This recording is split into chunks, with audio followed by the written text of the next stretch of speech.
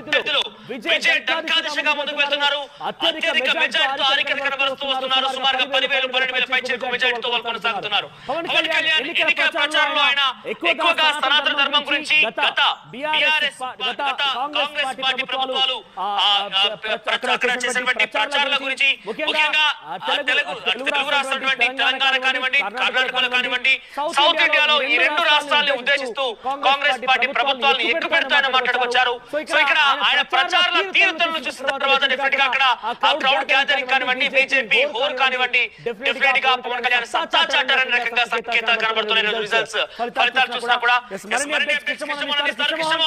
పవన్ కళ్యాణ్ ప్రచార తీరు డెఫినెట్ గా మహారాష్ట్రలో ఈరోజు ఫలితాన్ని చూపిస్తోంది. సౌత్ ఇండియాలో ఆయన బ్రహ్మాస్త్రంలో దొరికారు. మహారాష్ట్ర ఎన్నికల ప్రచారంలో కూడా చాలా జోరుగా ప్రచారం చేశారు ఆయన. బెంగళూరు, సోలాపూర్ నియోజకవర్గాల్లో సుమారుగా ఇప్పటివరకు 4 రౌండ్లు పూర్తయ్యేసరికి 12 పదమూడు వేల